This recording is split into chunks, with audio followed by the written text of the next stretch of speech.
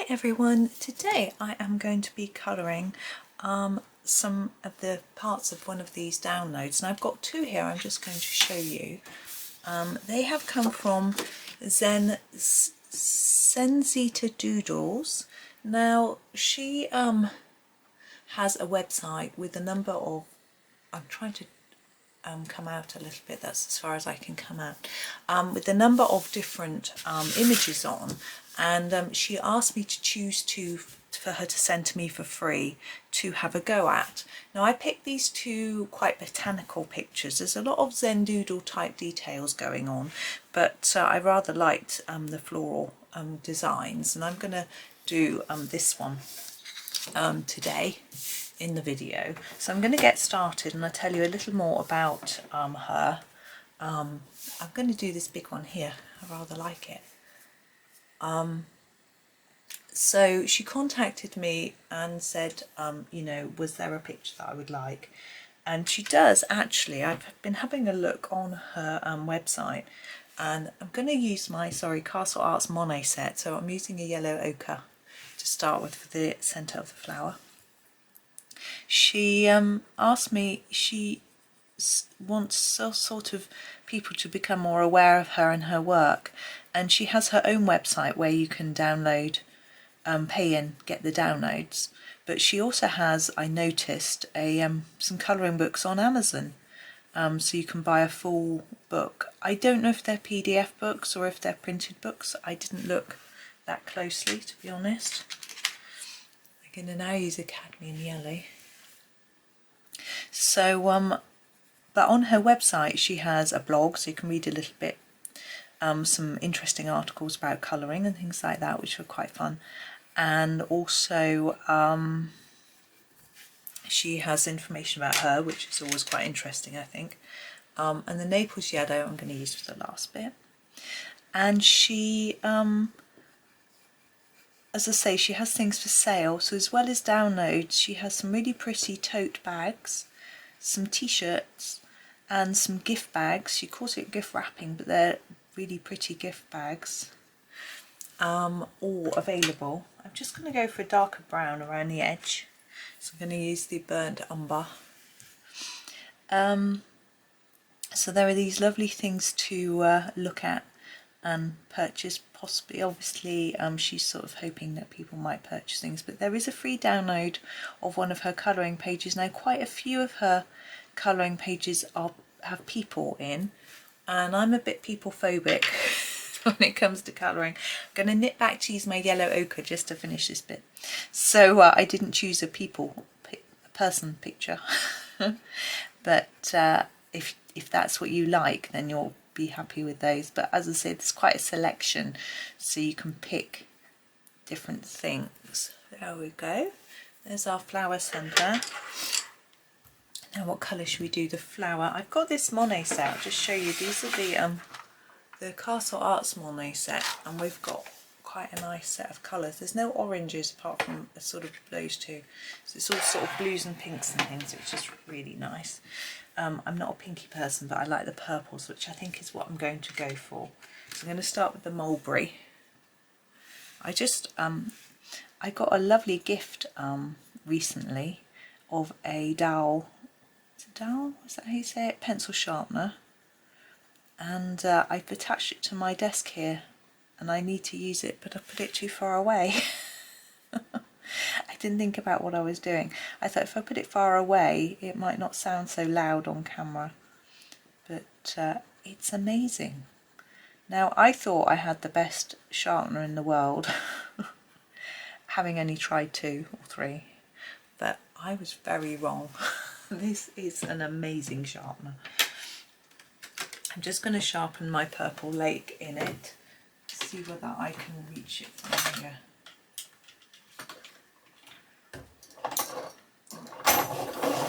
It's quite loud, isn't it? I thought if I put it further away it might be a bit quieter, but I think it's probably too loud to do on film.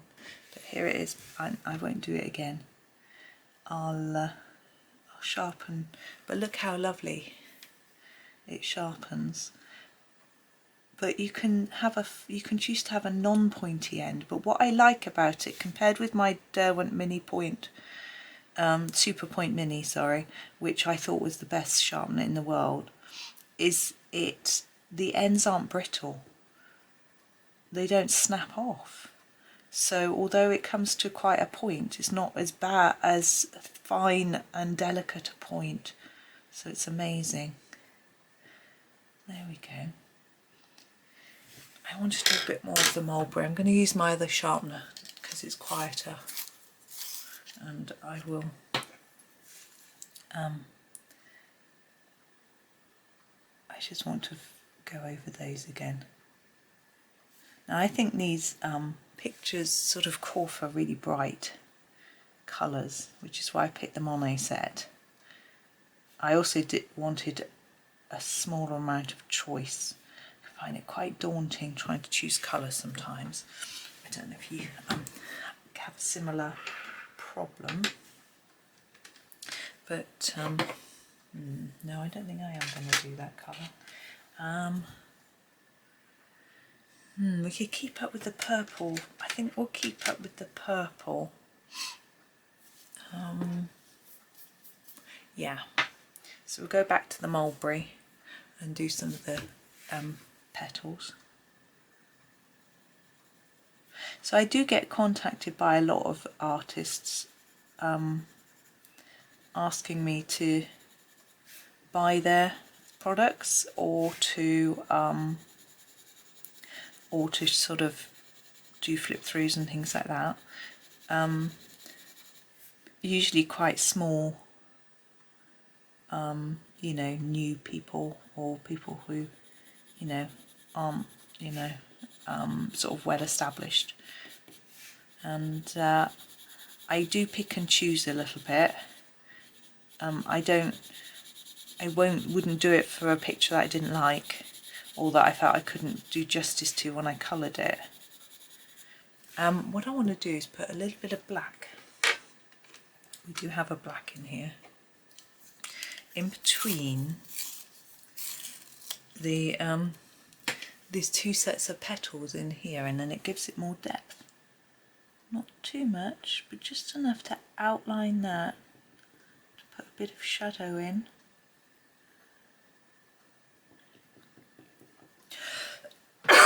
Excuse me.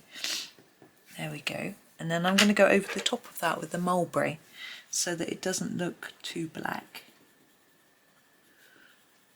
Now the paper I'm using, by the way, is Bristol board. It's very smooth, like velvety. I really like it, but I think if you used a really soft pencil on it, I'm going in with my Purple Lake now, whoops. If you used a really soft pencil on it, like a Prisma, I think it might smear and smudge a bit because there's very little tooth in the paper, but I like it. I sort of bought it to go with my polychromos and it works really nicely with those, and you can still layer them up even though it's really smooth and it's quite thick. If you're looking for one for your printer, you need to make sure you check out the spec for your printer first and see what paper it can cope with, because some printers struggle with thicker papers. So this one, sometimes when I put it in the printer, makes a bit of a noise, gets a bit upset, so you have to be really careful.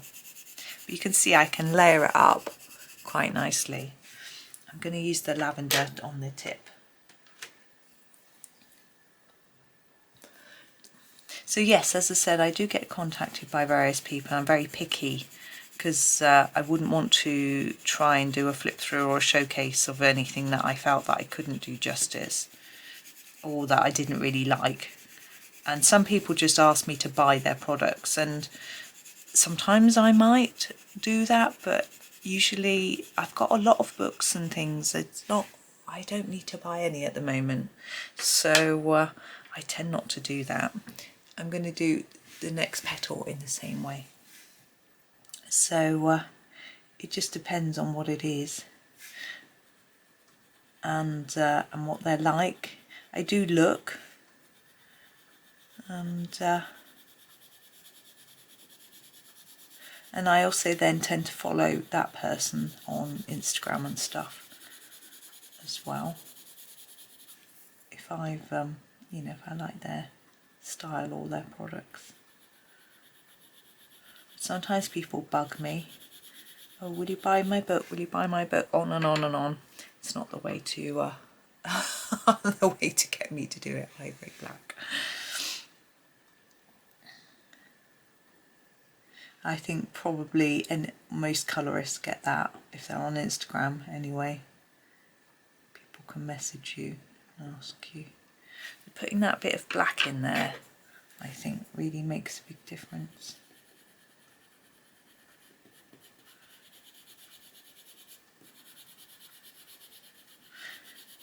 So I hope everyone's good, maybe colouring along. I realise you won't have this picture, I should imagine, to do, but you could use this technique in any on any flower really. Here's the purple lake. I'm just going to finish this petal, I think, and I won't show you the whole flower because it'll all be the same, but you can see how I'm building up the layers of colour and going from dark to light. And you can do this with this technique with any colour, with any set of pencils, with any flower. So it's nice and simple.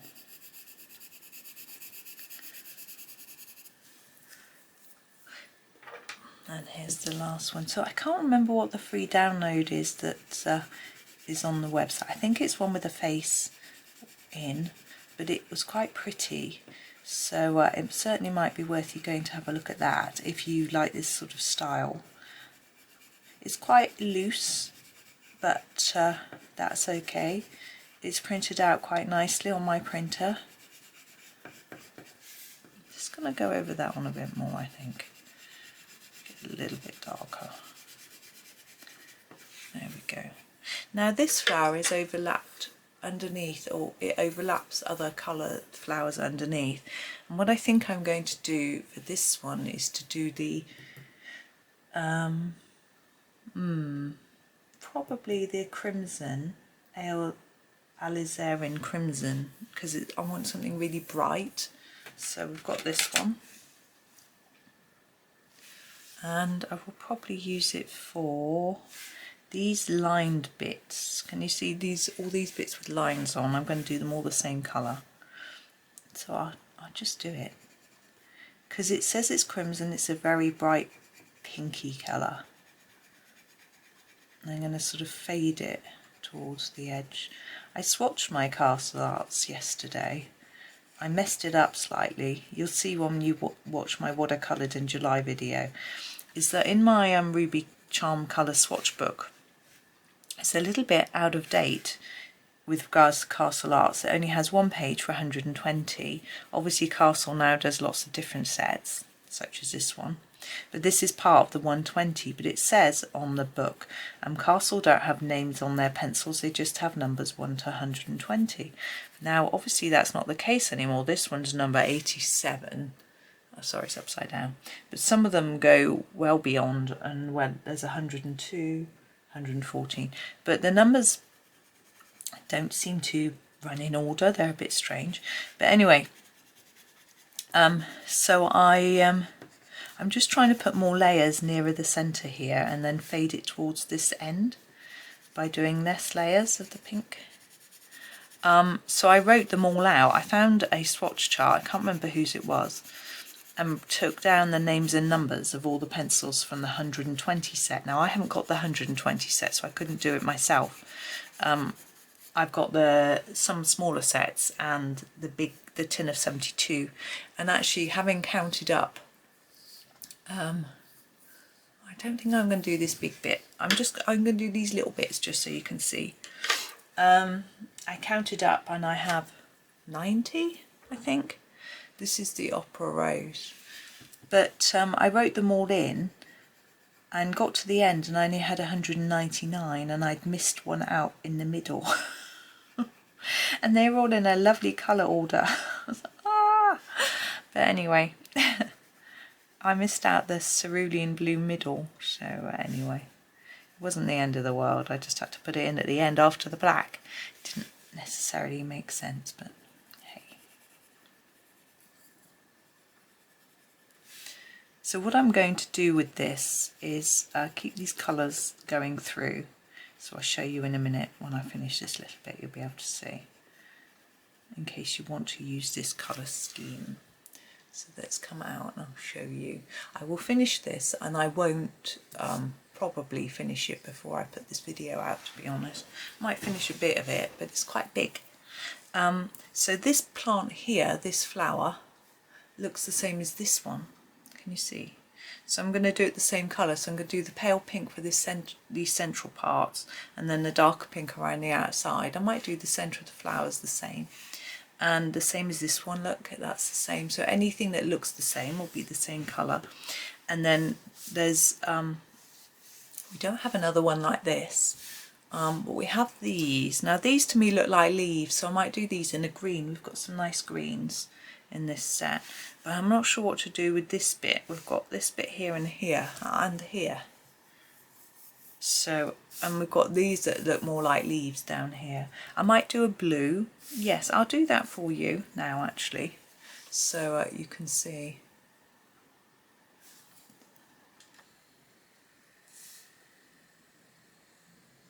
Gosh, that's quite fast. So we've got this pink for these bits like we did here and here. So this is the opera rose. There's just a pale pink. You can use, if I was doing polychromos, which I know quite a few of you have, this would be like, not the fuchsia, but the middle purple pink, I think it's called. I'm doubting myself now. And you haven't got all the intense purples in the polys though. You could probably use your mauve and then your violets to get a similar-ish type colour.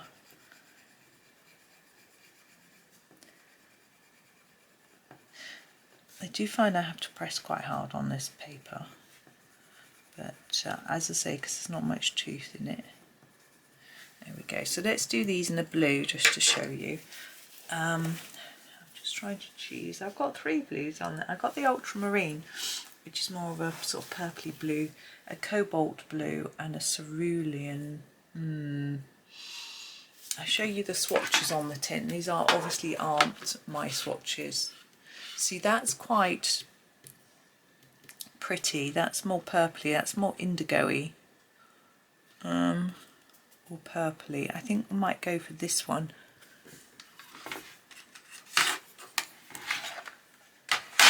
Oops, so that's a cerulean blue.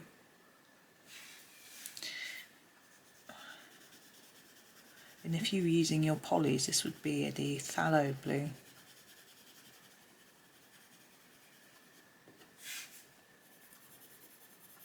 And those yellows in the centre would be more like the Naples or the ochre yellows, or even the green gold. You could use those sorts of shades. Now what you could do with this is if you put down a heavy layer, which mine isn't, you could do some white dots on top of the black. Make it look pretty. I think white dots always sort of lift a picture. And so this blue will also go. There are lighter shades of this blue if you want to actually put a bit more down on the tips. I'm just trying to fade the layers, but where I've gone over in the pink. There we go. So I'm going to do this blue also here, and then at the very top where there's quite a big bit. And keeping to a simple colour palette makes it, for me, more relaxing to colour. Easier. I wasn't in the mood for choosing a million, billion, trillion colours this morning, which is why I picked a 24 set of pencils to do.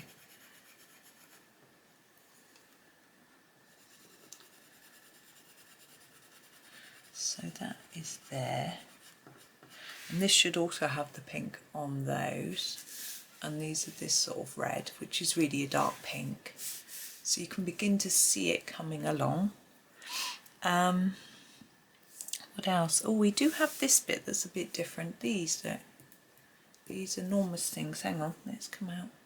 Sort of big square-ended petals. Look here. Let's have a think. I would probably either do those in a mauve. Now thinking, let's think. We're going to have the alizarin crimson on there, and the purples here. So I think this needs to be blue, and I think I will probably go for maybe the ultramarine, a more dark blue, maybe the cobalt blue, one or the other, not really sure. So that's that bit. And the leaves, as I said, these leaves, I'll do in a bluey green, I think. What have I got in this set? I've got a phthalo turquoise, I might use that. Let's have a go. So you can see. It'll be hard for you to imagine because we haven't got any other colours near it at the minute.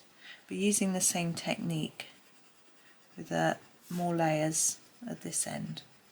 I think it's quite good if you use the same technique throughout the page. Now we've got this edge bit here which is white. Whoops! And I'm contemplating whether to leave it white. I could make it black, or I could just do a background colour. It's very hard for me to decide at this point, before it's all finished, to know what it's going to look like. I know some of you are really good at imagining what something's going to look like when it's finished, and I think sometimes that's really, really useful, and sometimes it's a bit of a curse because you have this idea and then maybe you can't quite get it looking how you wanted it to look. You know, it's not always easy, is it? I'm going to use a little bit of the Viridian to just really get in here with some shadowing near this end, just darken it up a bit.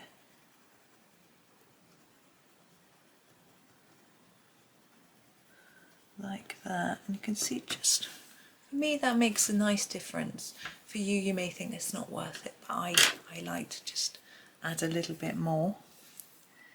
And in here, so I'll put a bit of the darker Viridian on top at the end. But yes, some of you can imagine what things look like when they're finished, and other people find that a lot more difficult to do. I can't do it at all. And as I say, it can be a curse because if you imagine what it's going to look like and then when you're finished it doesn't, perhaps because you don't have the colours you wanted to use, or you feel like you haven't done it as neatly as you wanted, something like that, or the blends didn't quite come off, I don't know, it can make it difficult. Whereas if I can't, I'm using the Viridian, if I can't imagine what it's going to look like, so I can't be disappointed, can I? The only times when I can do that is if I'm trying to copy something or someone. So don't, when I say copy, you know, inspired by somebody, do it in somebody else's style. I do that, and I acknowledge the person. You know, it's nice, it's flattering for most people if their work is used as an inspiration to somebody else. However, some people get very upset if other people post their work or copy their work without asking. When someone like me is doing it on YouTube, posting everywhere, Instagram, Facebook, etc., I absolutely expect people to copy. That's the whole point. So that's fine. It's nice if someone acknowledges that they've done that and that it's yours, that they've been inspired by or whatever. But for me, I don't mind. That's what I'm about. I'm trying to help people. But some people who aren't doing it for that reason do get a little bit upset if other people copy. So sometimes it can be nice to ask people. It's permission. But as I say, if someone's doing it on YouTube, then they're obviously doing it because they want people to copy them. It's a whole different thing. But to me, I see it as flattery. But some people don't see it that way. They almost see it as theft. So it's just... I know people who've just stopped posting because other people idea. Right, so there you can sort of get an idea. It's not next to each other because there's no leaves over this part, but that's my sort of palette. This is a little bit redder than perhaps I would have wanted, but it's all I've got in my set, so that's, I think once it's done, these bold colours are going to stand out and work well. So I am going to end there though. We'll pop it, come out a little bit so you can sort of see, that's what I've been doing. What I will try to do is get this finished for a photo at the end of the video. I can't promise I'll do that, but I think it will look better if I do.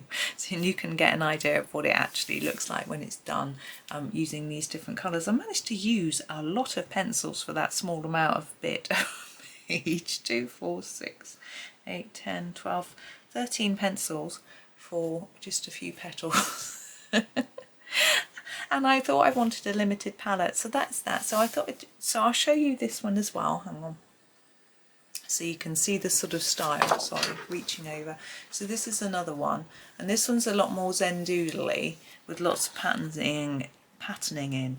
But I think with this you get a choice. You can either choose to colour each little bit, or you can just do the whole thing and let the pattern shine through like I've done here. So I've ignored the patterning on the petals, but you can still see it, and it enhances the picture, but you don't need to worry about colouring in each little stripe or piece. So you can do the same here. Obviously here the leaves overlap, so you have to think about that, but with this petal you could just colour it as a whole petal. That's probably what I'm going to do. I will colour this one as well. I probably won't do this one on video, but I will pop it on my Facebook page when it's done and on Instagram. But it might not be this month. I've got quite a few other projects planned. But there's that one. So I hope that was okay, a little bit different for you, but a few techniques that you can still take away and use on any page. But do have a look in my description and follow the links to have a look at the ZenSeeta website, and you'll be able to have a look at her lovely work, and perhaps have a go at the free download and see how you feel about maybe getting a few. I am very tempted to buy the gift bags, I have to say, so we'll see. But thank you very much for watching.